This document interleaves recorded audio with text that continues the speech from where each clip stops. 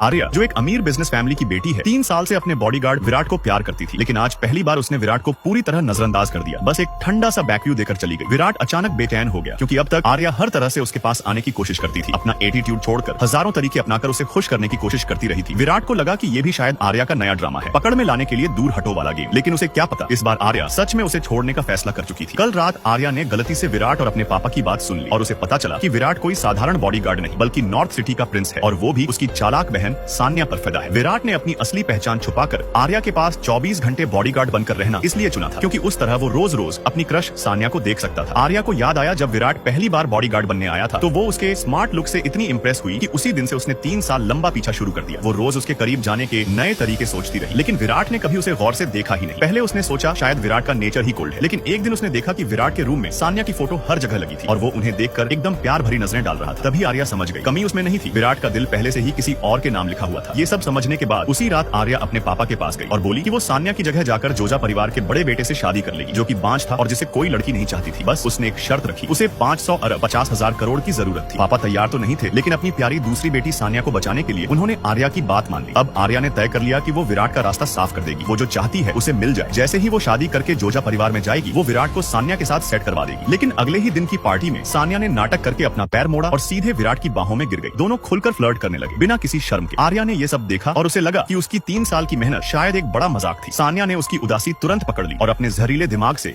आर्या का हाथ पकड़कर उसे पानी के पूल में धक्का दे दिया। चीत्कार सुनकर विराट बिना 1 सेकंड खोए सान्या को बचाने कूद पड़ा और उसे अस्पताल लेकर भाग गया। उसे ये याद भी नहीं रहा कि आर्या भी पानी में डूब रही थी। आर्या ने दर्द से कहा, तुम मेरे पर्सनल बॉडीगार्ड हो, फिर भी तुमने पहले सान्या को बचाया, उसके आगे मैं आखिर हूँ क्या? होश आने पर आर्या खुद को अस्पताल में पाती है। विराट ने बस एक ठंडा सा सॉरी कहा, मानो गलती कोई मामूली बात हो। आर्या ने खुद को संभाला और उसे कहा कि वो कल उसके साथ एक ऑक्शन में चले, पर विराट ने मना कर दिया, कहकर कि उसे छुट्टी चाहिए। आर्या ने बस 2 शब्द बोले, ऑक्शन हेंसाई सेंटर में है, सान्या भी आएगी। विराट तुरंत तैयार हो गया। आर्या हंसी, सान्या का नाम लो और तुम सारे उसूल भूल जाते हो, चिंता मत करो, बहुत जल्द मैं तुम्हें उसी के पास छोड़ दूंगी। अगले दिन ऑक्शन में सान्या मुस्कुराते हुए आर्या के पास आई और विराट को पिछले रात बचाने के लिए शर्माते हुए थैंक्स कहा। आर्या कुछ बोले बिना वहाँ से चली गई। पहली बोली उसकी माँ की बनाई एक पेंटिंग की थी। आर्या ने तुरंत बोली, लगाई क्योंकि वो माँ की आखिरी याद थी। सान्या ने जानबूझकर बार-बार बोली बढ़ाई। आर्या ने गुस्से में 50 करोड़ लगा दिए। बस सभी विराट ने अपने असिस्टेंट को इशारा किया, आज सान्या जो भी चाहे हम सब खरीदेंगे। सान्या को अब पूरी हवा मिल गई। आर्या को याद आया कि उसने विराट को खुद बताया था कि यह पेंटिंग उसकी माँ की आखिरी निशानी है और आज वही पेंटिंग वो किसी और को इम्प्रेस करने के लिए दे रहा है। आखिर में पेंटिंग सान्या ने जीत ली। आर्या पहली बार अपना अहंकार छोड़कर बोली, प्लीज ये पेंटिंग मुझे दे दो। सान्या ने मुस्कुराकर कहा, ठीक है, लेकिन पहले सबके सामने घुटने टेककर माफी मांगो। अपनी माँ की याद के लिए आर्या सच में घुटनों पर बैठ गई, लेकिन सान्या नहीं रुकी। उसने उसी पल